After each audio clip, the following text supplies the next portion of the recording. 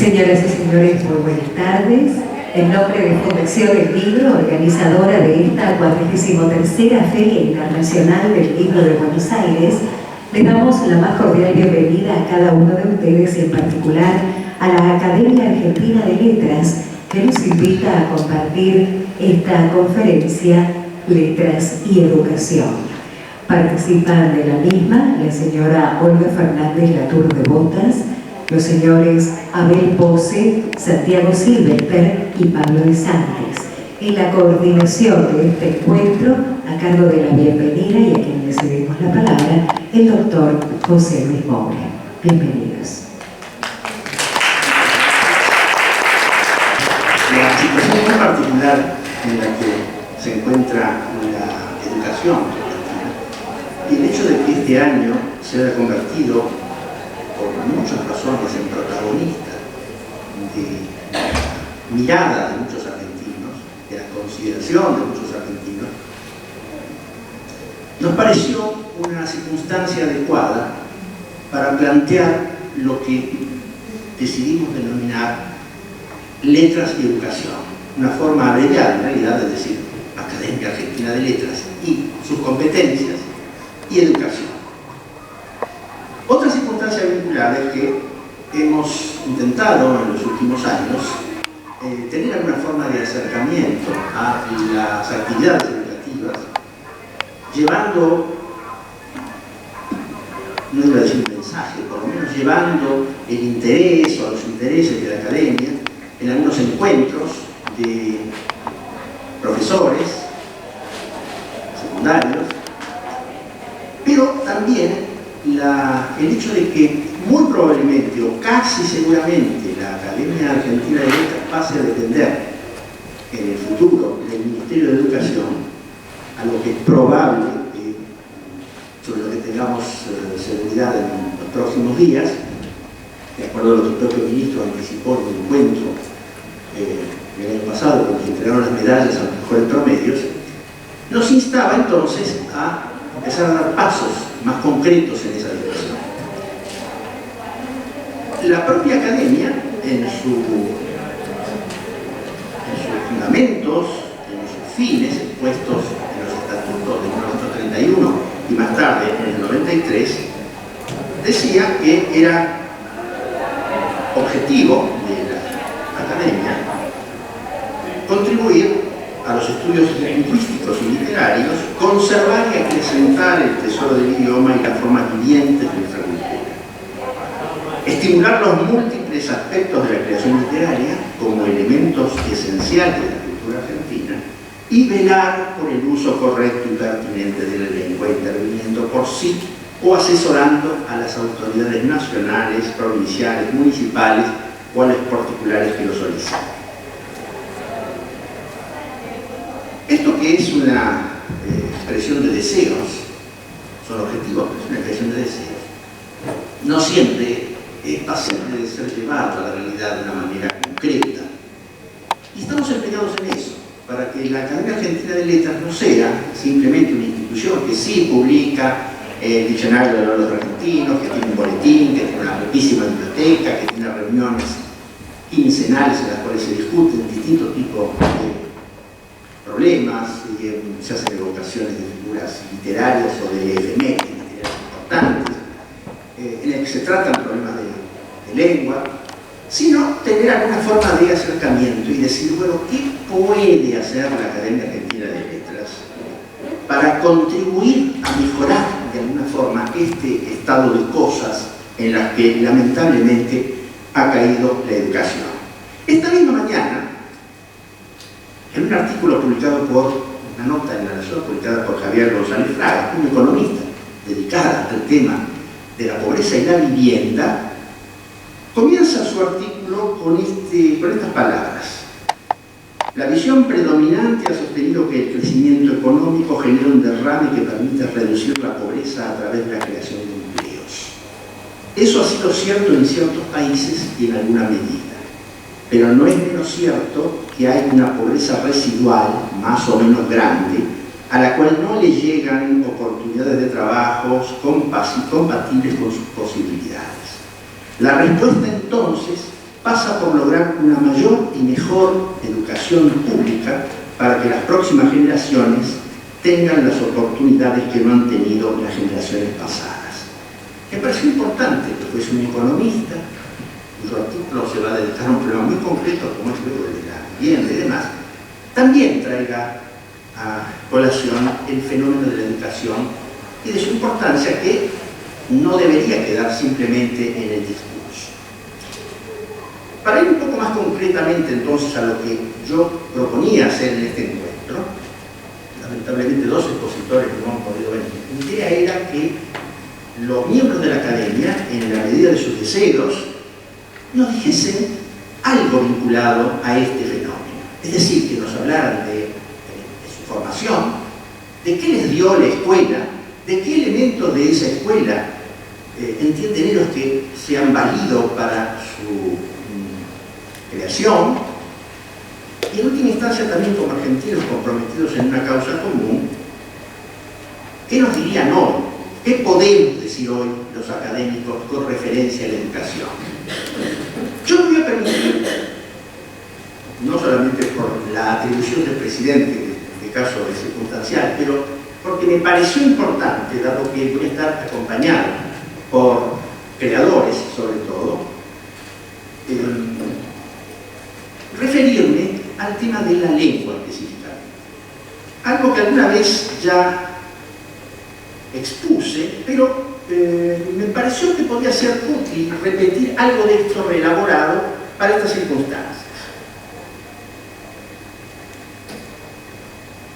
Lo primero es algo que yo denomino lectura y escritura, porque me parece importante, a lo que yo llamo un axioma imperfecto, y la lengua es más que su registro escrito. Después tendré que acotar esto, pero tengo que empezar por allí. Lo que llamamos cultura, en su sentido restringido y más frecuente, fue imponiendo la idea de que existe una forma lingüística de calidad superior, dotada de una pronunciación, escritura y gramática correctas, de la cual las demás variedades tendrían a ser deformaciones y contra las cuales la escuela y las instituciones deberían luchar. Todos estos tiempos verbales, su potencial, son deliberados, porque este para mí un axioma imperfecto. La idea a que aludimos resulta de un largo proceso de inversión histórica. Aunque resulte perogrullesco, es preciso recordar que el verbo, que bíblicamente fue en el principio, nació como lenguaje necesariamente oral. Su puesta por escrito es un artefacto cultural de inmensa y decisiva importancia en la historia del hombre y de su progreso intelectual. Permitió la formación de las llamadas lenguas de cultura, es decir, de variedades dotadas de determinadas propiedades que las hicieron eficientes no solo para guardar la memoria de la civilización, sino para la creación de conocimiento y su debido registro, así como para posteriores finalidades, como la comunicación, la legislación, la expresión estética, etc. Son las así llamadas también lenguas generales, lenguas modélicas o lenguas estándar. En tal carácter se convirtieron en variedad referencial y normativa, lo que había de derivar en su identificación con la lengua misma de la comunidad. Puesto que toda lengua lleva en sí el germen del cambio, la distancia entre esa variedad ejemplar, ese registro alto, por necesidad más estática, y la efectivamente empleada por los hablantes, por naturaleza cambiante, es una evidencia universal en todas las comunidades con escritura. Pero además de ello, el soporte de la escritura impuso a las lenguas ejemplares un mecanismo de funcionamiento particular, una articulación exigente de sus componentes que apunta a proveer lo que técnicamente se denomina intelectualización, es decir, la capacidad que tiene ese registro de producir enunciados económicos precisos, exentos de repeticiones y de recursos de apoyatura gestual, en una palabra, desoralizados. Esa modalidad de lengua se fijó en repertorios normativos conocidos como gramáticas. A partir de ello, lo que importa para nuestro propósito es advertir que esas variedades escritas revirtieron sobre la variedad oral, ejerciendo sobre ella una influencia de variada intensidad que generó la oralidad secundaria predominante hoy en las sociedades letradas. Podría decirse que en ellas la oralidad es una variedad que presupone la escritura, pese a lo cual no deja de manifestarse por un canal diferente, con rasgos y condicionamientos que le son propios. Guarda, por otra parte, una heterogénea relación con esa variedad modélica o estándar o alta de impronta escrita, en tanto será más estrecha cuanto más alto sea el registro empleado y a la inversa. Si nos hemos extendido en esta explicación es porque nos parece importante que se advierta que la lengua excede siempre su expresión escrita, aunque esta expresión escrita paute la custodia que la norma ejerce. Y está en su naturaleza la dinámica del cambio, la heterogeneidad y la variación, sea esta dialectal en su distribución geográfica o crono o sociolectal en su encuadramiento temporal o de registro sociocultural. Segundo tema, ¿cómo se nutre esa variedad estándar? La encerrona del prestigio en la realidad lingüística actual, denomino yo a esto. Desde los orígenes, las variedades estándar reflejaron la modalidad de los sectores prestigiosos, esto es, la de quienes poseían el poder. La historia política de los pueblos proveyó a sus instituciones culturales, entre ellas la lengua de la comunidad y más restringidamente su variedad ejemplar, alta, estándar, de la necesaria historicidad que requerían para legitimar su prevalencia. Las producciones culturales, como la literatura en un sentido lato, se convirtieron en veneno de las formas lingüísticas, léxicas y gramaticales de que se alimentó el estándar. Formas desprendidas de la literatura de creación, como el periodismo, sumarían lentamente su aporte a ese fondo nutricio de la lengua que por ello pasaría a denominarse culta. El pensamiento racionalista asignó a los escritores la tarea secundaria de erigirse en autoridades de la corrección y en suministradores de vocabulario y estilo para el estándar, convicción que se mantuvo a lo largo de los siglos XIX y XX. Limitándonos a América, desde Rufino José Cuervo hasta la Escuela Filológica liderada en Buenos Aires por Amado Alonso y sus discípulos próximos o lejanos, pienso en Ángel Rosenblatt, pienso en Berta Vidal de Martini, pienso en Ana María Barrenechea o Federico Bassi, se prescribió que la corrección lingüística, esto es la construcción y mantenimiento de ese nivel alto de la lengua, debía guiarse por el uso de los mejores escritores. Los manuales de enseñanza de lengua se sirvieron para su ejemplificación de citas de los autores más representativos de la literatura en español, y los diccionarios abrevaron y abrevan en ellos para ilustrar sus acepciones. Si bien no conocemos objeciones explícitas a esta recomendación secular, tácitamente admitida en los más importantes medios académicos, advertimos que en las últimas décadas y de manera creciente, la atribución de prestigio necesaria para conformar los modelos lingüísticos se ha desplazado en los hechos a otros actores de la realidad social. Una encuesta realizada hace algunos años en la ciudad de Buenos Aires y alrededores por un equipo de la Universidad de Buenos Aires reveló que esos actores son hoy, para buena parte de la población, periodistas, actores y presentadores o presentadoras de éxito. Podrá arguirse razonablemente que estos modelos pueden serlo para las modalidades orales, pero ocurre que son esas modalidades orales de origen mediático las que en el presente se han instalado fuertemente en la percepción del hablante común, en todo caso de manera definitivamente más extensa y efectiva que la literaria, que se nos ocurre ya casi una rémora manifiestamente anacrónica. Vocabulario, entonación, articulación y sintaxis teñida de rasgos orales son incorporados y acaso remedados por millones de oyentes de radio y de televisión.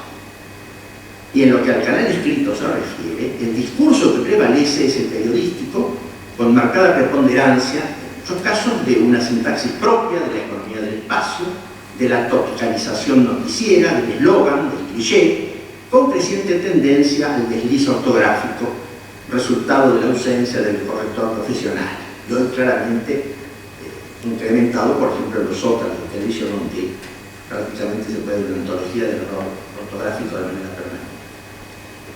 Si se considera que los maestros también se forman atendiendo a ese mercado lingüístico, es sencillo anticipar que esa modalidad será la privilegiadamente percibida por los alumnos. La recomendación de la lectura del periódico en el aula, que tuvo su auge hace un tiempo atrás, aunque cumplida ya hoy de manera perfecta, robustece en realidad la circularidad viciosa que hemos procurado caracterizar y profundiza la brecha entre la prescripción normativa tradicional, fundada en autoridades de mínima y declinante vigencia efectiva, y la realidad de los modelos mediáticos o periodísticos. Nos preguntamos entonces, ¿a qué registro de lengua debe consagrarse la escuela? La escuela debe enseñar el estándar. De lo que venimos a exponer se desprende la responsabilidad de la escuela en el cuadro señalado, aún despejando por método el hecho de que desde hace tiempo la escuela pública argentina debe enfrentar con frecuencia males que van mucho más allá de lo didáctico pedagógico. Los conocemos: de nutrición, pobreza, marginalidad, violencia. En lo que su tarea específica se refiere, parece probada su incapacidad para alcanzar a lo largo de 7 años objetivos mensurables básicos como la habilidad de leer, escribir y comprender. El hecho de que, aunque en menor escala, también en la escuela privada se adviertan deficiencias severas, debería alertar acerca de la posibilidad de que se esté aplicando una metodología de enseñanza defectuosa, no debidamente evaluada en los centros de formación docente. En lo que a la enseñanza de la lengua se refiere, en la universidad puede advertirse la endeble formación adquirida por los alumnos en cuestiones antes impensables, como la capacidad de analizar una palabra como una cadena de grafías correspondientes a sonidos. El método de aprendizaje de la lectoescritura del que fueron víctimas, ya que no beneficiarios, cualquiera sea el nombre y la corriente a la que deba su génesis, parece haberlos entrenado, en el mejor de los casos, en un reconocimiento global de las palabras, pero les dificulta la descomposición en unidades fónicas menores. Una colega rosarina me comentaba que en cierta oportunidad, en el año 2006, no había logrado que ninguno de los alumnos de un 9º año de polimodal, el equivalente a un 2º año de secundario, en la terminología de mi generación, de un respetado colegio confesional, le dijera el abecedario común. El más instruido había llegado hasta la letra Q. El deletreo le resultaba de imposible práctica y la lectura en voz alta un suplicio. Nosotros no leemos, le había aclarado uno de los alumnos cuando le pidió la lectura de un fragmento.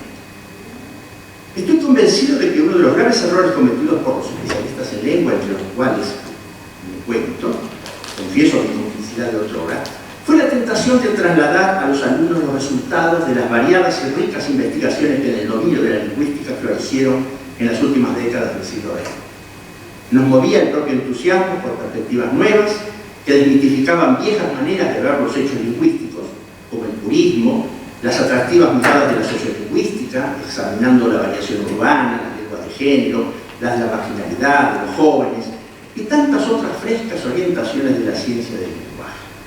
¿Acaso nuestro propio rechazo al tedio de algunas ejercitaciones antiguas, de la lectura en voz alta, los dictados, conjugación de verbos irregulares, memorización para incorporar léxico y sentido del ritmo poético, nos instó a reemplazarlas por la discusión de aquellas novedades?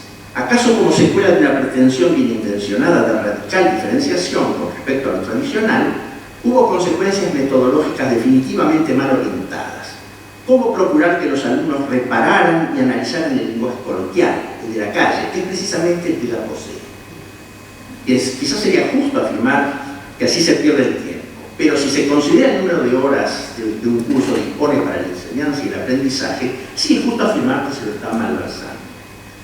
La escuela debe volver a tomar a su cargo la enseñanza integral de la lengua estándar, esa variedad no espontánea, propia de las emisiones formales en la escritura y en la oralidad cuidada, normalizada en conformidad con una gramática y una ortografía, y cuyo conocimiento y dominio habrá de alcanzarse con la necesaria ejercitación. Si se ha podido comprobar que los métodos hoy aplicados han resultado equivocados, habrá que volver a aquellos que alguna vez se mostraron eficaces, como los que no se abstenía de proponer ya en 1943 un exilio lingüista de vanguardia, como Amado Alonso, cuando recomendaba para la enseñanza secundaria, con sorprendente sensatez, esto: el profesor tendrá que llevar a clase los textos de lectura ya preparados para, evitando divagaciones ociosas, enseñar a los alumnos en cada caso lo que les sea de más de provecho. Ha de encargar y corregir muchas composiciones escritas y las ha de devolver con advertencias. Ha de provocar exposiciones orales en los estudiantes y las ha de guiar y corregir sin impertinencias. Tiene que enseñar a leer en voz alta, con sentido, con expresión y sin convencionalismos de mal gusto, a recitar versos con intimidad, a reproducir diálogos con emulación. Esto lo decía Amado Alonso. No nos engañemos, el hombre y la mujer de la calle reclaman la enseñanza de esa lengua de registro alto, cuya calidad todavía reconocen. Desean para sus hijos la competencia lingüística necesaria para leer, escribir y comprender, como podían hacerlo sus abuelos en épocas no tan lejanas, habiendo asistido a escuelas de jornada simple. Esperan que los jóvenes usuarios del idioma, aunque no lo llamen así, puedan redactar con mínimo sufrimiento una nota o una monografía, o pueden expresarse ante un posible empleador o una mesa de examen con un vocabulario variado y un mínimo de anacolutos. Reclaman a las instituciones que les digan qué está bien y qué está mal en la lengua que emplean. No quieren tolerancia lingüística ni descripción de lo que conocen, quieren educación. Se podrá aducir que los tiempos que corren no presentan un escenario de aula propicio para ese disciplinamiento. Pero por algún lado habrá que retomar el buen sentido y para ello es indispensable un diagnóstico adecuado que a nuestro juicio debe incluir las carencias que llevamos señaladas para su debida neutralización. Y volviendo por un momento a unos párrafos previos, no se nos ocurre mejor recurso para romper el círculo vicioso denunciado que volver a nutrir el estándar con los usos de los escritores, los más reflexivos moldeadores de la lengua y naturales exploradores de sus límites. La lengua que se enseñe debe partir de buenos modelos desde la enseñanza primaria para incidir en la calidad de los futuros periodistas, locutores y presentadores, si han de seguir siendo estos los mediadores de las preferencias públicas. La variedad estándar a que aludimos no debe exhibirse sacralizada por la custodia condenatoria, purista, como un delicado organismo asediado por hordas bárbaras que ponen en peligro la estabilidad institucional, sino como una variedad práctica imprescindible para una comunicación rica, para el ejercicio y el disfrute del pensamiento, para la creación estética, para la mejor transmisión de la cultura. La ortografía no ha de mostrarse como un arnés esclavizante maculado por arbitrariedades, como equivocadamente la quiso ver el gran García Márquez, sino como un código convencional y consensuado, con ambigüedades e inconsecuencias escasas, si se lo compara con el de otros idiomas más exitosos, necesario para la comunicación escrita entre más de 400 millones de hablantes. Resta todavía que volvamos a citar rápidamente sobre un tema de particular importancia para la aceptación plena del estándar a que hacemos referencia. Nuestra modalidad tiene mayoritarios elementos comunes a todo el área hispanohablante, pero también rasgos léxicos y morfosintácticos que corresponden a nuestra realidad geográfica. En el plano de la oralidad pienso en el voceo pronominal y verbal, en la aspiración de la S delante del consonante, en el restringido o nulo empleo del pretérito perfecto compuesto, prácticamente en extinción, al menos en el estándar general, en la recurrencia a la perífrasis de ir más infinitivo para la expresión del futuro y tantos otros. Nuestra lengua cotidiana se alimenta de gran cantidad de vocabularios característicos absolutamente aceptados en el nivel culto de la lengua que pueden no ser compartidos por otras regiones. Todo ello diseña el estándar regional que nos caracteriza. No obstante, 200 años de independencia política no han logrado despejar un espectral pero activo sentimiento de minusvalía lingüística que opera contrastando nuestras particularidades con las peninsulares o con las de otras naciones que hablan nuestro idioma, a las que erróneamente se evalúa como modélicas. No es infrecuente oír en boca de gente de mediana cultura que en tal país se habla mejor que aquí, aunque apremiada a identificar las razones de nuestro demérito, solo acierten a formular apreciaciones impresionistas o a extraer conclusiones de un desorientado cotejo entre registros diferentes. Paradójicamente, ello ocurre en un país, el nuestro, responsable de una notable producción literaria y pionero en la defensa y promoción de su autonomía cultural y lingüística, que no es otra cosa que el respeto que una nación se debe a sí misma, sobre todo cuando ese sentimiento se apoya en certezas abonadas por la ciencia lingüística. Es importante que el hablante tenga conciencia de que todo lo que está usando responde a su tradición y a su historia y conforma parte no desdeñable de su identidad como nación.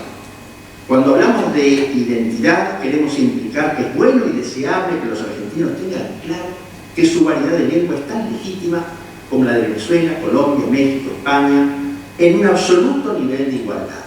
Me permito insistir, no se trata de una apuesta voluntarista, sino de una evidencia lingüística fundada. Esta es la visión que debe primar de puertas para adentro. Hacia afuera, la enseñanza de la lengua debe hacerse igualmente cargo de que nuestro estándar integra ese universo de 400 o 500 millones de hablantes, dentro del cual caben otras modalidades cuyo conocimiento es igualmente bueno y deseable en tanto nos consideremos parte integrante de él. Nuestro voceo no debe excluir el manejo pasivo del tuteo ni los usos verbales correspondientes a vosotros, abandonado en América. Debe conocerlos. La incorporación al patrimonio pasivo del amplio caudal léxico vigente en otras naciones y en otros periodos, hoy extremadamente facilitada por los cruces mediáticos, no debe ser tarea ajena a la competencia escolar, sino promovida por ella. Muchas gracias.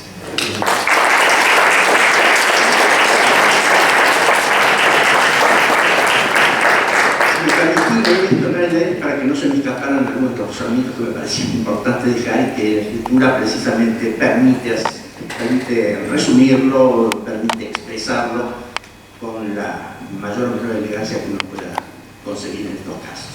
Esta es la parte, digamos, aburrida de esta reunión. Ahora me voy a permitir entonces dar la palabra a mis colegas de la academia para que sean ellos los que también lleven a ustedes las reflexiones que, ya sea en su pasado o desde su pasado, en su práctica y en su visión de futuro, quieran compartir con nosotros.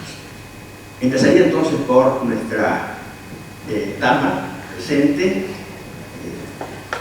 Olga Fernández Latour de Botas, que arrastra como buena parte de la población de Buenos Aires hoy problemas de resfrío, gripes malas, llevadas, pero que ha tenido la amabilidad de acompañarnos igual como lo hace el doctor Pose.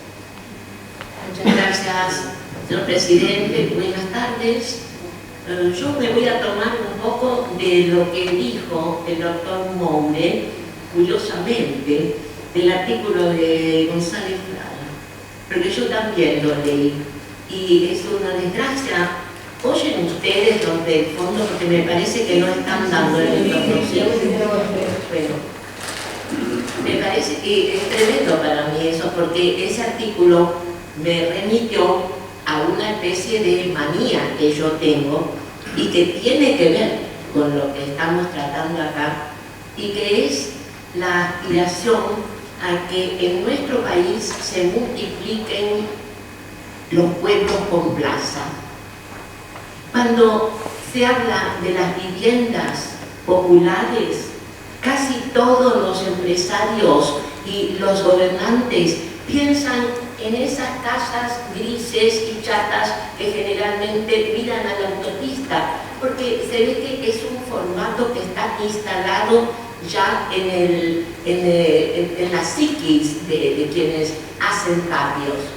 Pero yo pienso en lo importante que es que vuelvan a crearse pueblos con plaza. Y yo, ante esta convocatoria de la academia, entre nosotros se nos dijo que habláramos de nuestras experiencias como alumnos de escuelas.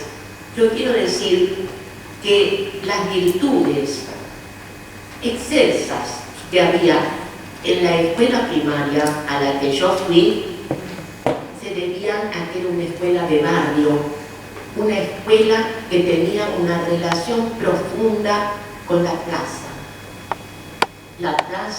del barrio.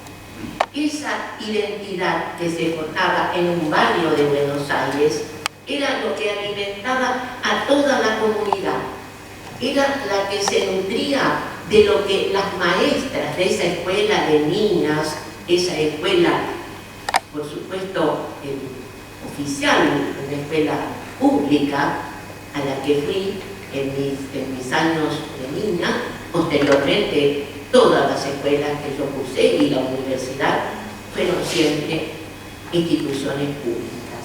Era el deseo de mi padre y era lo que me estaba dando los profesores, los maestros en grado de excelencia, sin ninguna duda.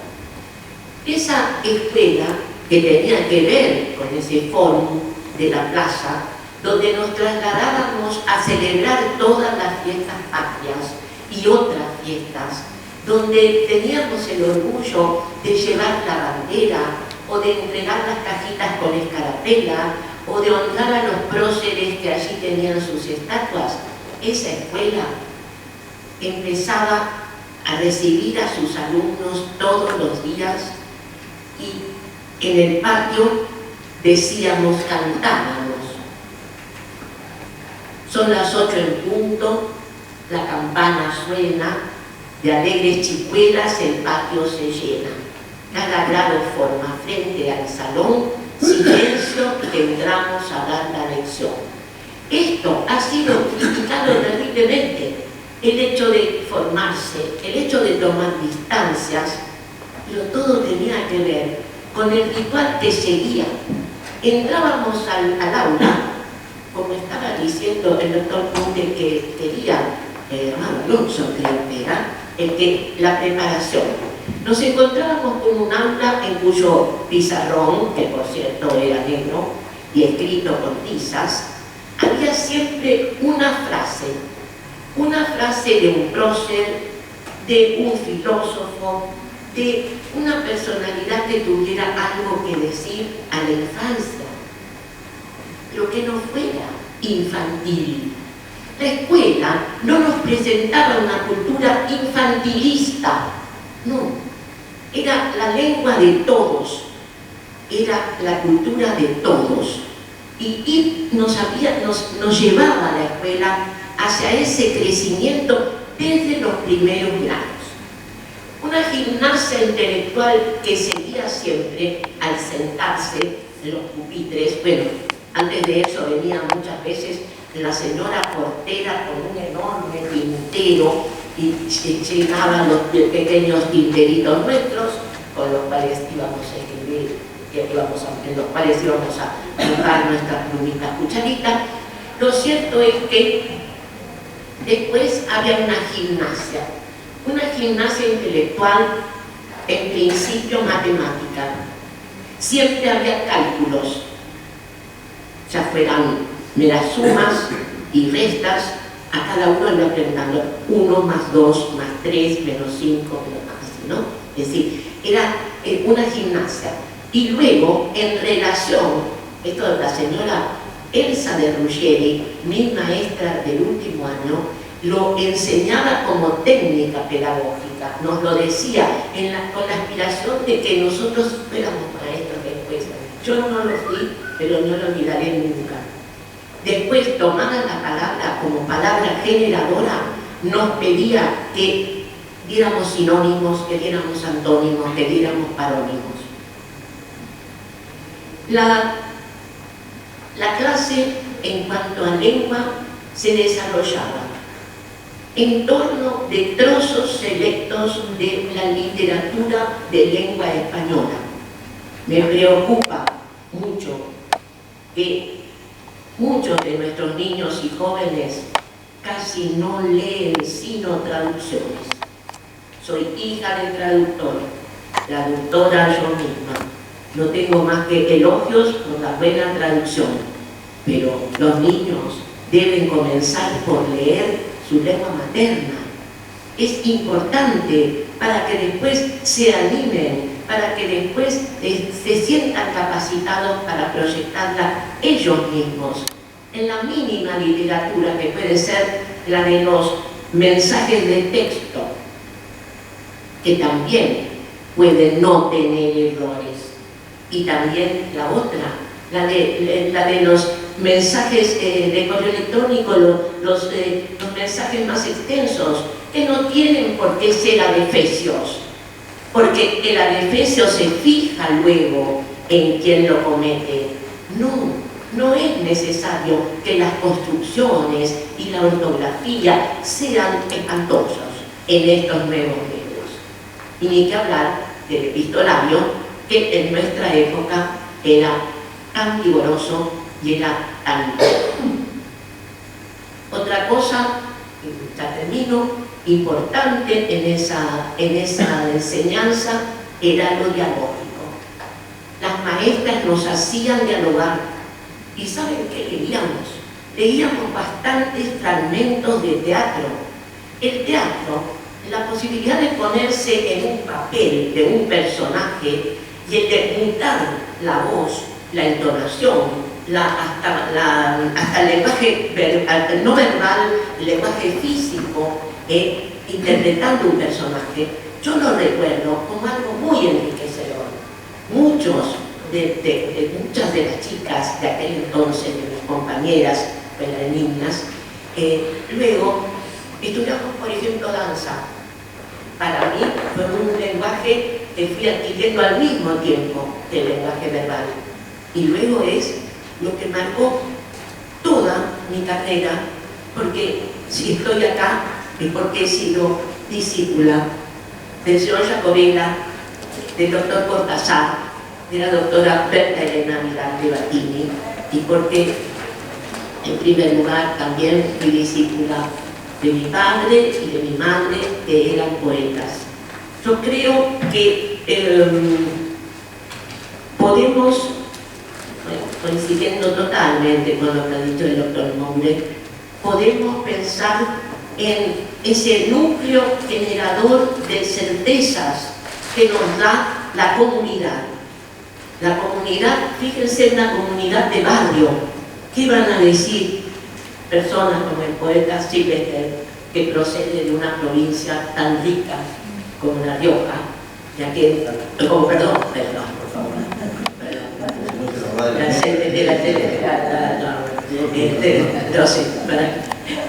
imposible, estoy pensando totalmente en Salta y en tu familia, como Salta. De manera que esto sería lo único que quisiera decirles. Había algunos procedimientos de identificación de los alumnos con la clase de lengua, con las virtudes de las letras, de la comunicación y del enriquecimiento personal a partir de la valoración de una comunidad urbana, pero de barrio, donde no se cometían grandes errores, donde no se confundía demasiado el condicional, ¿no es cierto?, con el subjuntivo, donde no había mucha gente dequeísta y donde la gente no se comía las heces. Eso para mí vino después y lo estoy presenciando cada vez que pongo un programa de televisión, que por otra parte son maravillosos en cuanto a su dinámica. Bueno, nada más.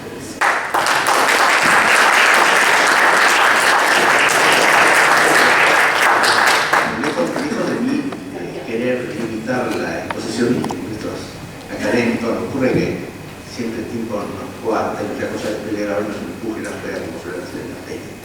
De modo que mi propuesta es que los expositores hagan una exposición inédita y después podemos otra vez a revisar lo que merezcan comentarios, tanto por parte nuestra como por parte del público. Le voy a dar entonces ahora la palabra a nuestro Pose, que ha tenido la oportunidad de irse a su no totalmente feliz estado de salud, que acompañamos. Muchas gracias, presidente, y además le agradezco esta reflexión que me va a ayudar a poder salir del paso hoy con mi garganta. Lo que yo quiero decir es que en realidad la preocupación de la educación pasó a ser el drama de la Argentina. La única distinción, la mayor distinción que tuvo la Argentina como país en América y en el mundo fue su cultura.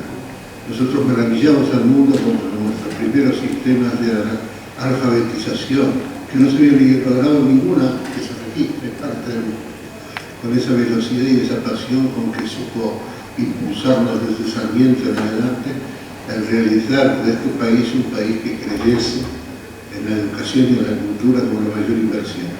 Para hombres como Roca o como Sarmiento, la cultura y el colegio eran la mayor inversión.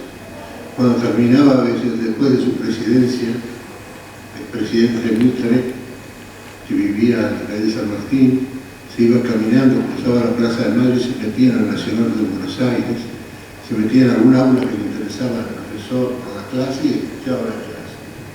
Avellaneda mismo, presidente y después ministro de Educación. Todos ellos se dedicaron apasionadamente a esa como la misión principal.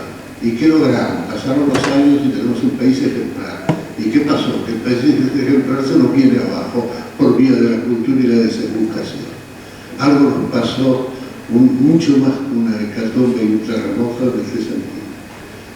Como hay que hablar de la experiencia personal, esto es lo que nos sugirió el presidente, le voy a decir que yo tuve el privilegio de haber vivido en un momento en que esa educación y esa cultura era prácticamente el gran mecanismo de promoción personal en la vida, en la política, en las carreras que se podían hacer a través de la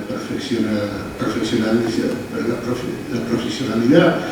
Y creo entonces que yo puedo decir que tuve el privilegio de haberme educado en un colegio primario donde, para que ustedes piensen, se enseñaban bastantes horas, nos pasaban bastantes horas con la pluma cucharita para hacer la cursiva inglesa, y si no con la Perry 341. Se llamaba Perry 341 la pluma. Mi memoria se remonta a bastantes años. Y la otra era la Schönecker, para hacer escritura en el idioma alemán o el gótico alemán. El gótico alemán. Aparte de eso, ingresé luego a la Nacional de Buenos Aires, que era una escuela de dura perfección. Yo ingresé siendo muy infantil, porque ingresé con un año menos que los chicos de mi promoción. Y entonces yo todavía jugaba a los soldaditos y tenía profesores como Novoa, tenía a Batisteza, a Rocky March en el trabajo práctico. Estoy hablando de 3 académicos, ahí nomás. Estaba Silvio Frondizi, nos enseñaba francés. Y todo giraba siempre inexorablemente en torno a la cultura. Siempre se hablaba de la realidad, se hablaba de las ciencias, se hablaba de historia, y luego también en cada caso, cualquiera de las personas que he nombrado siempre nos refería. Silvio Frondizi nos obligaba a recitar o a leer a Baudelaire, por ejemplo, a los 13 años. Batisteza era un maestro muy extraño, muy especial. Ustedes conocen cómo era. Tenía un enorme fastidio y se sentaba y decía: lo único que nos puede rescatar la tarde es copiar un poema. Entonces saquen una hoja. Y teníamos también a las 3 de la tarde, imagínense, sacar una hoja. Y teníamos un libro que era las 100 mejores poesías de la lengua castellana de Pasacante. Y teníamos entonces que copiar poemas. Algunos de esos 30 vagos de mi clase salió poeta. Ahora, de todas maneras, basta un poeta producido así, y sobre todo con esa idea de perfección, la idea de superación y de conocimiento. Hoy día se ha perdido en Argentina esta idea fundamental, que ya no basta solamente de la instrucción elemental de las 4 operaciones y el idioma, que sería el gran logro, como dijo nuestro presidente, poder retornar a eso, sino que además se perdió, aparte de la instrucción y la educación, en este sentido primario, se perdió la noción de cultura. El colegio también es cultura, el colegio es formación cultural, el colegio debe transmitir esa apertura total del alumno hacia los horizontes culturales del mundo. ¿Qué sucede con la cultura? Ahí está el espíritu del hombre. Puede ser que en un poeta haya una sabiduría mayor que la de un técnico. Puede ser que en un escritor se encontremos un sentido de la vida, una descripción de la vida que nos emociona y que nos impulsa. Este es el otro gran tema. Nosotros estamos pensando una educación casi para salvarnos de la monstruosidad de que los chicos en el 5º grado no puedan leer un texto en castellano y repetirlo. Yo me desempeño también en la Academia de Educación y los datos que recibimos ahí son atroces. Es desesperante para los maestros ver cómo aquellos maestros de pasión iban siguiendo a sus alumnos de generación en generación. Esos maestros de pasión fueron desapareciendo por trabajadores que están simplemente nombrados por razones políticas, sino no realmente. Hay que reformar totalmente el sistema educativo argentino. Y además quiero decir que el tercer paso después de la cultura es la espiritualidad, es decir, de darle el maestro, esos viejos profesores, en una instancia final que referían a una zona ya de filosofía más profunda, un borde metafísico, un borde, si querés, místico, donde la poesía pasaba a ser el elemento esencial casi del conocimiento. Yo recibí esa educación y además termino diciendo que viví una fiesta extraordinaria, lo que era Buenos Aires cuando los periodistas todavía leían, lo que era Buenos Aires en la noche, lo que eran los cafés de Buenos Aires, lo que era cualquier mesa de Buenos Aires en una universidad privada. Había que saber de todo, psicoanálisis de memoria, había que saber todo de la literatura rusa, por ejemplo, había que conocer el Tao Te Ching. Nadie se podía sentar en una mesa de café sin tener una preparación dada por esta frecuentación continua del café, más allá de los billares y del fútbol. René Ross lo decía, este gran maestro y extraordinario poeta, decía que en Buenos Aires, en una mesa de café, uno podrá encontrar algún perverso, pero jamás un tonto. Gracias.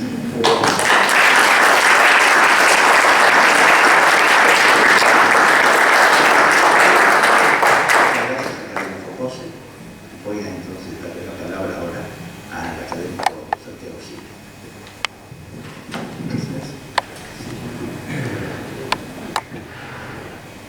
Yo debo decir que cuando el presidente de la Academia nos propuso que habláramos de este tema, yo me quedé un poco perplejo porque no he sido nunca docente ni experto en educación.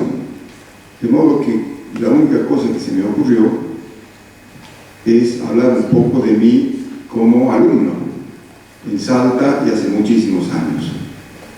Quisiera quitarle todo dato de nostalgia porque no me gusta este juego de todo pasado fue mejor. Yo creo que es una manera de revisar el propio pasado que nos mejora cuando aquello era. Lo que sí puedo decir es lo siguiente, que me pasó en términos no de nostalgia, sino objetivo. Y es que el destino de una persona está inducido no solo por un dato. Hay varios datos, como dicen los penalistas, para tipificar un delito que tienen que ser plurales y coincidentes. Pero en este caso no es un delito, sino casi lo contrario, que es destino. Y yo creo que en mi caso, a pesar de los datos plurales que yo tengo que reconocer, hay un dato fundamental que tiene que ver con la educación, que coincidió que cuando yo entraba a quinto grado en la primaria de Salta, la escuela de Urquiza, donde yo iba, se abrió en Salta un bachillerato que todavía existe y que se llama Bachillerato Humanista. Me tocó ser de la primera camada y por lo tanto con los años de la primera promoción. Aunque ustedes no crean, yo en un patio de Salta estoy en un cuadro de bronce en el listado de los primeros alumnos de ese colegio. Pero lo cierto es que es un colegio que fue para mí definitivo en mi destino, porque siendo que tenía una tendencia a la lectura, lo cierto es que ese colegio, al ser bachillerato humanista, con esa expresión ya un poco antigua, marcaba una tendencia de la propia educación. Se enseñaba un poco de todo, como es el secundario, pero básicamente se acentuaba la educación en la literatura, filosofía, latín y griego. Esas cuatro materias no nos podíamos exhibir.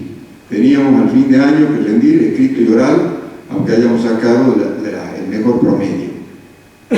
Y eso definió realmente mi destino, porque la literatura que yo más leí en ese momento fue, por ejemplo, el Siglo de Oro español. la filosofía que tenía una impronta de historia de la filosofía, con acento en algunos momentos de la filosofía, y luego el latín y griego, que además del idioma, era la cultura latina y la cultura helénica. Así tuve que saber quién era Virgilio, quién era Horacio, traducirlos. Yo me acuerdo, por ejemplo, en este momento ya sería incapaz de traducir porque mi vida ha ido en otra dirección, pero tuve que traducir el libro segundo de la Eneida, por ejemplo, que es el del famoso caballo de Troya y todo. Era un cuento fantástico para un muchacho de 13 años que tenía yo en ese momento. O sea que eso me marcó realmente el destino y me sirvió para el resto de la vida, puesto que yo ya en la universidad, que es cuando llegue el momento de la especialización, estudié Derecho. Entonces, luego ya como escritor, fue el único momento de mi vida que tuve estudios sistemáticos, por ejemplo, de los recursos de la retórica clásica, de la preceptiva clásica. Nunca más volví a saber qué era una sinalefa, un políptotón o analizar el endecasílabo para saber dónde tenían que caer los acentos. Ya me llevó la vida en otra dirección. Entonces, ese recuerdo de los 7 años del bachillerato humanista, para mí fueron definitivos en la formación de mi destino. Y yo, lamentablemente, no tuve tiempo, y con esto acabo porque sé que hay otras personas que tienen que hablar, no tuve tiempo de agradecer a un profesor que murió, que en el 7º año, el último año, tocó analizar las formas de la retórica clásica y de la formación del verso. Y usó el profesor, y tuvimos que estudiarlo, leer la Oda a los Canarios Lamienses de Lugones, que es un catálogo de todo lo que se puede pensar en formas de la retórica tradicional. Y el profesor ese, yo decía, le debo tanto que alguna vez tendré que agradecerle. Y bueno, pues murió y no hubo tiempo. En fin, con esto lo único que quiero contarles es que, vinculado al tema de hoy, en esa educación yo recibí un aporte muy importante para mi destino, que fue básicamente el eje de mi vida, fue la literatura y no tanto el derecho. El derecho, me acuerdo de Héctor Tizón, que era abogado, también decía: el abogado le da de comer al escritor. Bueno, en mi caso fue exactamente. Pero el destino mío pasó por la literatura. Y a esos 7 años de bachillerato humanista en Salta le debo muchísimo en la formación del destino. Bueno, eso es.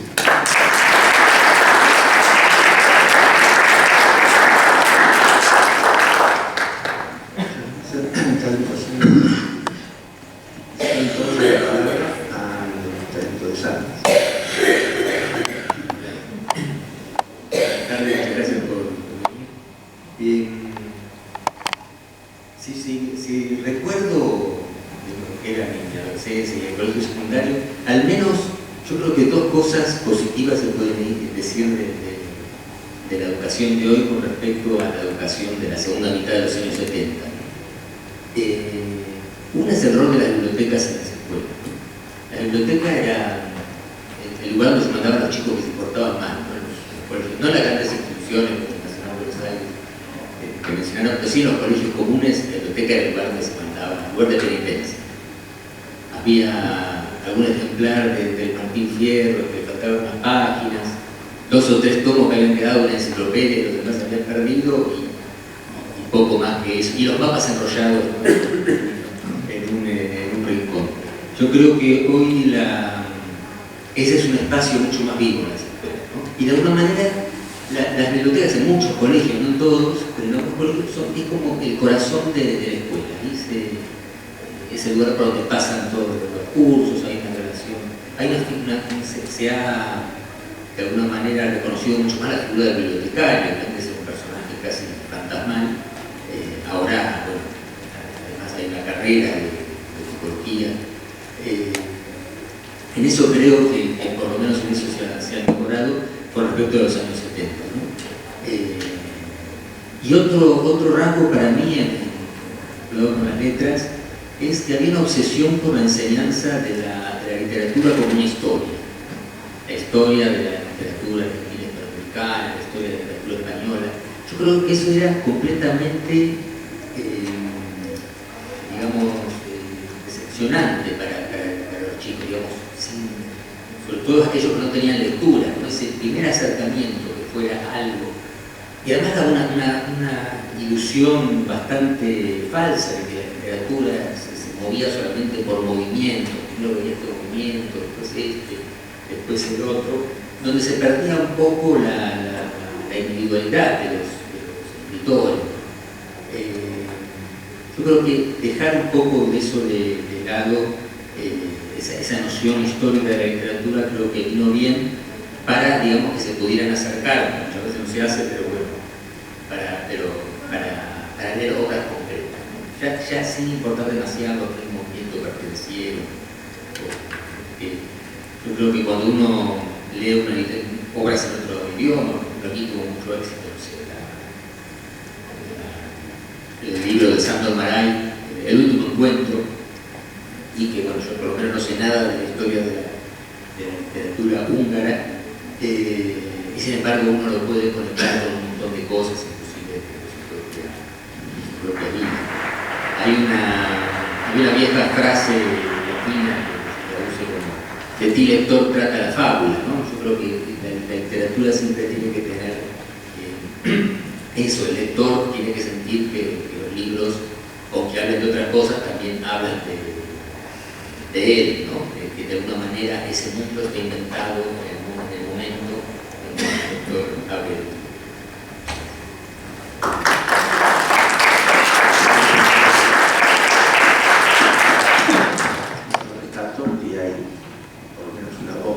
Relativo optimismo por parte de Santi, más joven de quien estamos acá. De todas maneras sé, muchas veces eso, que él ha tenido la generosidad de destacar algunos aspectos concretos, como puede ser la reivindicación de la biblioteca. El tema está en saber si la biblioteca, más allá de que antes era, en el caso de mi escuela, en el lugar de penitencia, era un lugar cerrado, donde se arropaban libros viejos, enciclopedias rotas, mapas que jamás se usaban un poco. Había mucho polvo, entonces a veces a los monitores, que eran los mejores alumnos, nos mandaban a acomodar esos libros y eventualmente a veces a ordenar o a barrer, porque el personal no alcanzaba, pero teníamos la responsabilidad de tener esa suerte de santuario en orden aunque no sirviese para... Perdón, doctor Monge y Pablo, en aquella escuelita de la que yo hablaba, estaba la biblioteca del aula. Cada aula tenía una biblioteca y era biblioteca que prestaba los libros. Por eso digo, es otro tiempo tan distinto, ¿no? Eso es lo bueno de ser tan antigua. No era así. Mi intención en la conversación respecto de hoy no era de ninguna manera convertir esto en planto, en llanto, perdido, en una cosa nostálgica, primero porque no serviría para nada. El mundo es el que tenemos, como dicen los chicos, es lo que hay, esto es lo que tenemos que dar. Sí, me pareció importante destacar aquello que era bueno y de pronto desapareció. Quiero decir, aquello que uno no se explica claramente por qué no se utiliza hoy. Por ejemplo, una metodología que antes daba resultado y manifiestamente no, que es lo que yo quise exponer antes en la primera parte. Es innegable que el mundo que enfrenta hoy un chico en la escuela no tiene nada que ver con nosotros, es otro mundo, pero nosotros formamos parte de ese mundo. No estamos retirados y nos dedicamos a continuar esto de manera diferente. En mi caso he sido docente 40 años, entonces he sido alumno, he sido protagonista de la educación hasta donde he podido dentro de las materias, marco de materias que y soy un ciudadano preocupado al ver hoy que gente que en otras circunstancias en el pasado había tenido la oportunidad, por ejemplo, de poder escribir una carta solicitando algo, hoy tiene que recurrir a nosotros para que le escribamos la carta.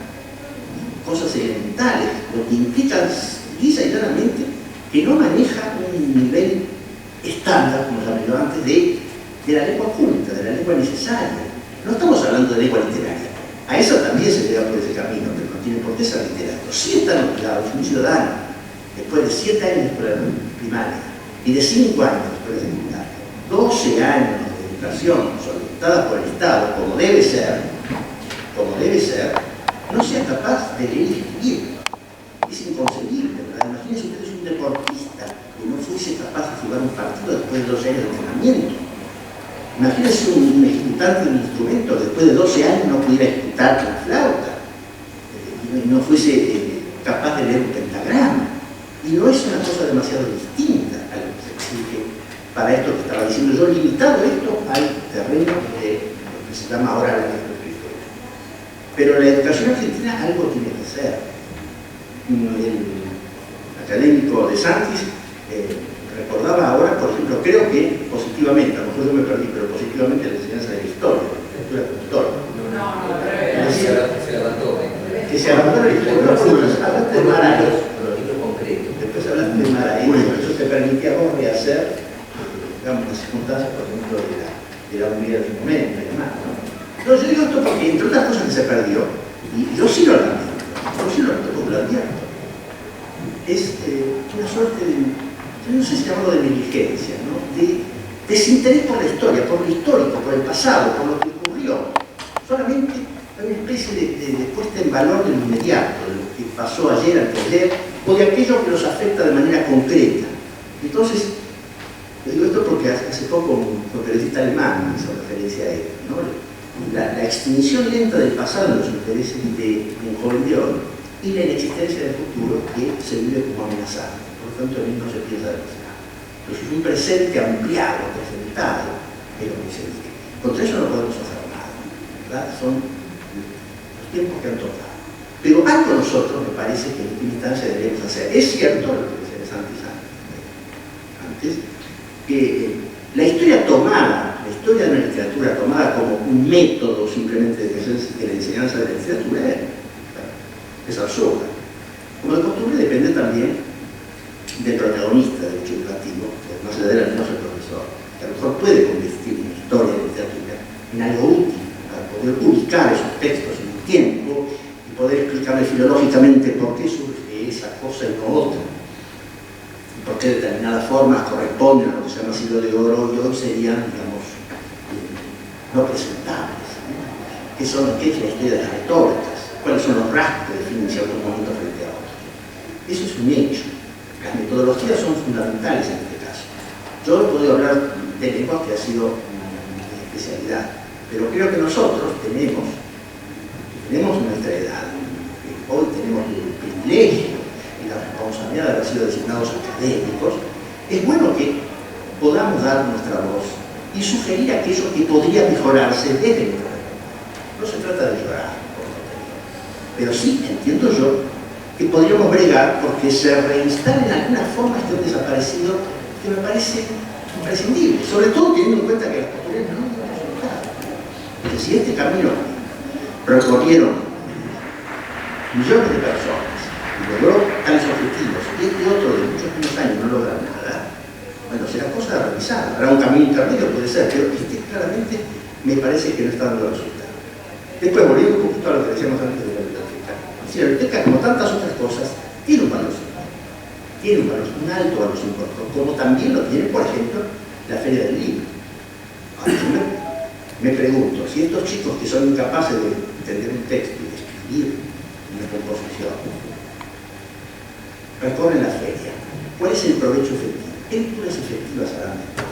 Lo más probable es que miren por encima. También está el objeto, ¿no? El movimiento editorial. Muchos de ellos nunca habrán visto tantos libros juntos en su vida y puede ser que no vuelvan a verlo. Es decir, descubren que existe ese mundo. Está bueno que sea así, pero esto no sustituye, no reemplaza el trabajo cotidiano en el estudio de grado.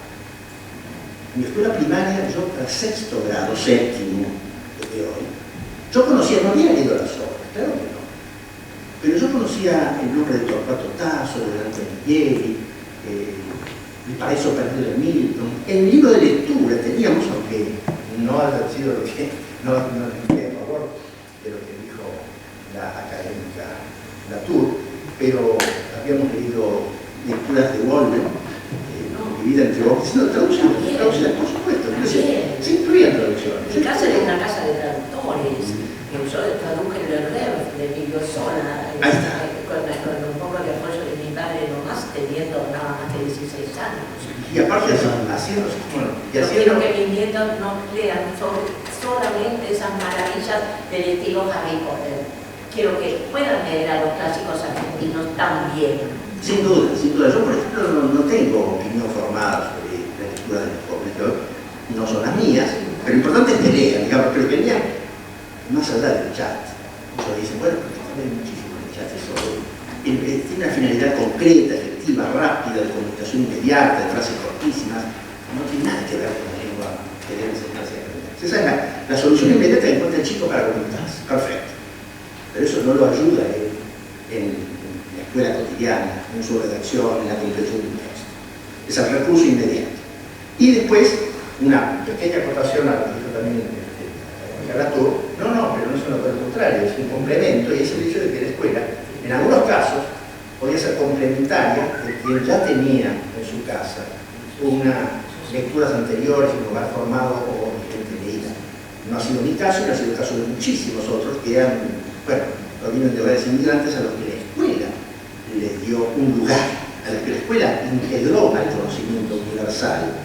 Y hoy pasa de manera clarísima por la enorme cantidad de extranjeros que la Argentina recibe como otros, y a los que también, o por los cuales debería preocuparse seriamente en la integración. Está pidiendo la palabra el académico Cosa. No, estaba pensando que la esfera de la cultura, que es la palabra que es tan polivalente, digamos, de todas maneras tiene que considerar que esa esfera es menos eficaz que la esfera atroz de la subculturización universal por vía audiovisual y digital. Estamos en un momento en que la tecnología que creía que iba a aportar se transformó en negación cultural.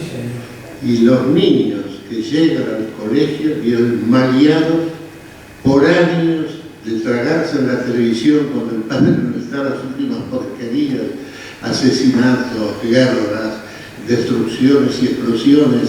Hemos creado una posibilidad de subculturización mayor que la tradición de culturización que tenemos en la Argentina. Y esto es universal, esto no es inocente. De la misma manera que empieza a desaparecer el obrero, el trabajador, en la medida que se alienta la automatización. No sabemos dónde va a parar eso, porque va a ser un cambio, una transformación tremenda mundial. También ahora ya tenemos que el niño que llega al colegio no es el niño que nosotros fuimos.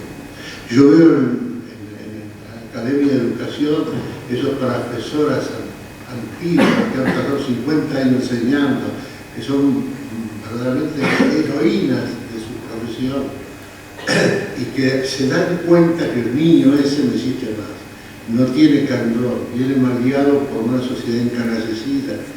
La familia está muy destruida en la vida argentina y más aún en los sectores más humildes. Los mecanismos para constituir y reconstituir esto ya son políticos y muy graves. Lo cierto es que en toda América Latina, eso es diplomático, en toda América Latina jamás alcanzamos un solo acuerdo para frenar la subculturización internacional que entra por todos los mecanismos de difusión de toda América Latina. Quiere decir que la cobardía de los políticos es además parental a la relación que tienen con el aparato de televisión y con lo que llaman las redes. El político mismo hoy día ya existe políticamente, no porque hable por los pueblos y en las tribunas, sino que existe solamente en esa zona de corrupción. Quiero decir con esto de que el problema detrás de todo lo que hemos hablado hay algo que es terriblemente dramático. Gracias. Yo muy brevemente quiero poco porque se hacen 3 minutos para que nos vamos. No, yo digo esto. No dudo de que todo lo que se ha dicho es cierto, pero debo decirle que a esta edad yo he sentido hablar del apocalipsis inminente muchísimas veces. Todo el tiempo desde que soy niño me amenazan con el apocalipsis y el colapso de la especie.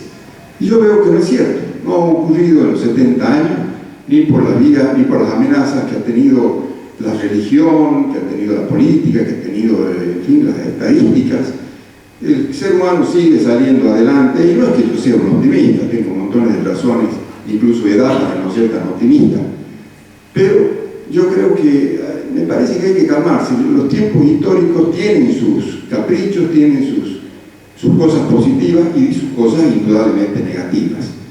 Yo debo decirles que también cuando he ido al colegio de Salta, donde yo he recibido, y sin ninguna petulancia, porque no estoy hablando de ninguna posición maravillosa de gran cultura, cuando voy a Salta y me encuentro con mis exalumnos, veo que no son tan cultos tampoco.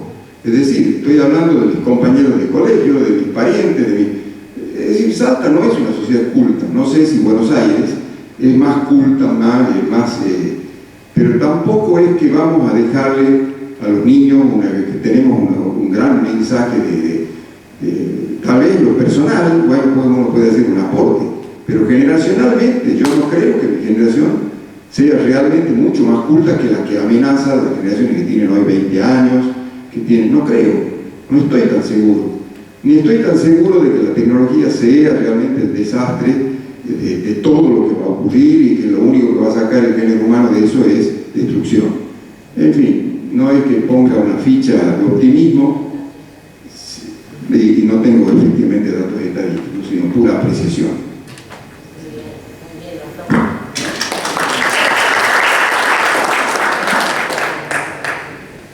Simplemente estar recordando ahora, en medio de la feria, que no tenemos que desesperar en cuanto a que el libro haya dejado de estar presente en los hogares argentinos.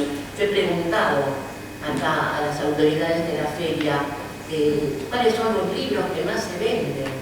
Me dicen, después de la Biblia, el Martín Fierro.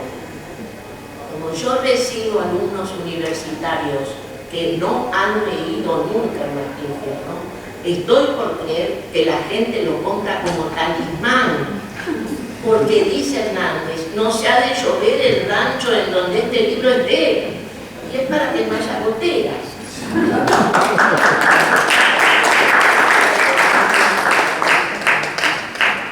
Para tampoco ser tan...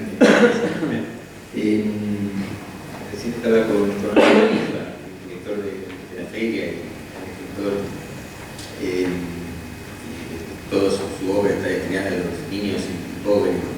Y me decía que acá en la sala de abajo, en la sala Hernández, se había hecho un encuentro de hoy mismo, ¿no? Un encuentro de lectura, donde había 1000 chicos, de estos que a lo mejor no son los libros, que no sé qué libros eran, que a lo mejor no son los que nos gustan, ¿no? Pero digamos, hay algo importante de eso para mí que es el tema de la comunidad lectora.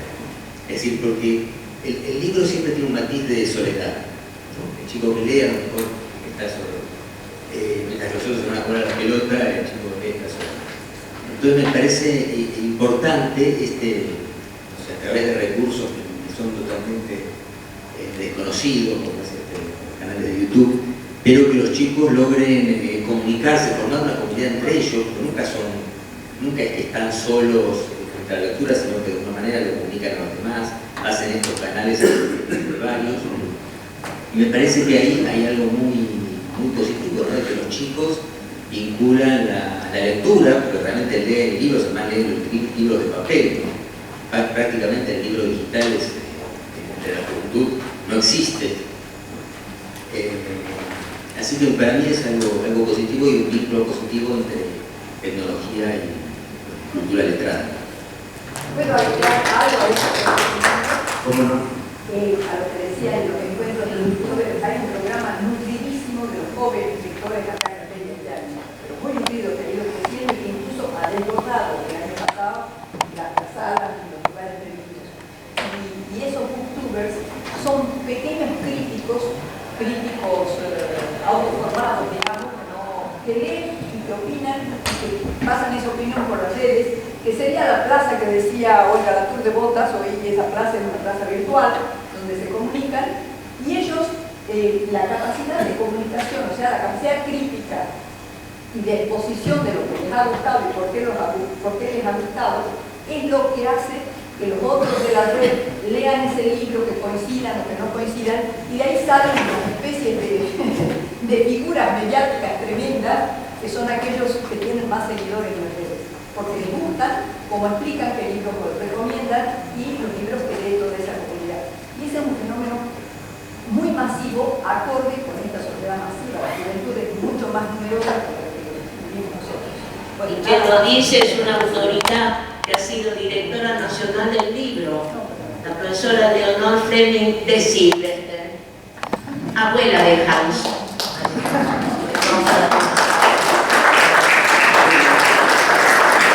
En el horario cumplido, yo me alegro muchísimo de que hayan surgido tantas visiones, no sé si pero por lo menos creo que complementarias, explicando esta realidad de la escuela argentina desde diversas perspectivas, con diversos intereses y distintas preocupaciones. También me alegra haber podido escuchar algunas optimistas, claramente optimistas. Pero antes de dar por terminado el encuentro, señalo que se encuentra presente nuestro académico Santiago Covadlofo, y una de las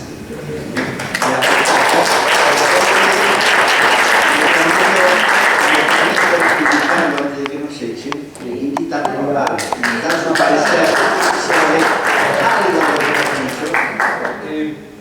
Fue realmente interesante escucharlos, aunque quizá a cada uno de ustedes les resulte inverosímil. Pero lo cierto es que en conjunto han logrado plantear un tema muy importante para cualquiera de nosotros, que es la relación entre pasado y presente. Es decir, entre la capacidad de heredar y transformar, o la posibilidad de decretar como hecho clausurado lo que proviene del pasado en relación a un futuro o un presente complejo, incierto, a veces muy precario en relación a ese pasado, a veces imponderable en cuanto a sus posibilidades. Lo que realmente puedo yo, para no darles algunos ejemplos de lo que fue mi propia experiencia como estudiante secundario, que fue muy rica, sí quería tomar algo de lo que Pablo planteó y quizá plantearon después algunos de ustedes también. ¿Qué es esto? Nosotros estudiábamos la historia de la literatura. Yo me eduqué en un colegio brasileño en San Pablo, en el secundario. Pero cada periodo o presunto periodo de la historia de la literatura iba ilustrado por lecturas de autores de ese periodo.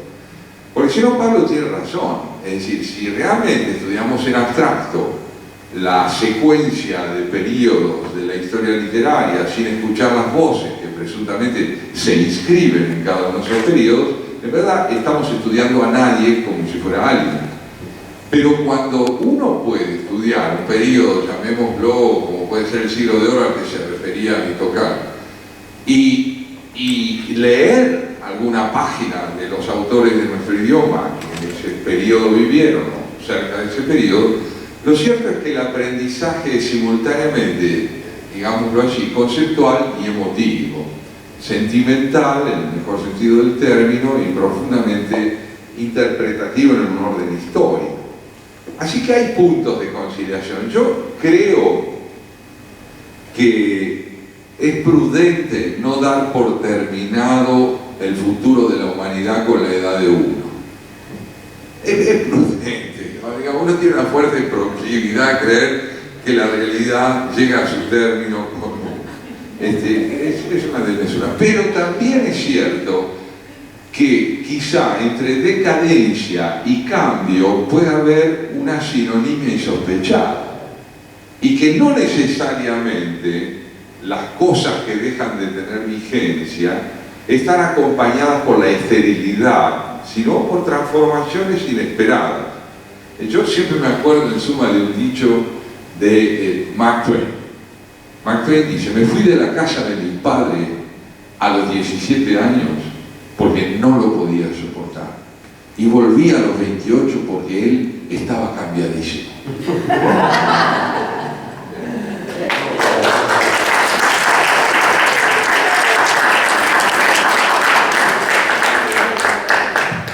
Bueno, a menos que alguno de ustedes quisiese hacer un comentario.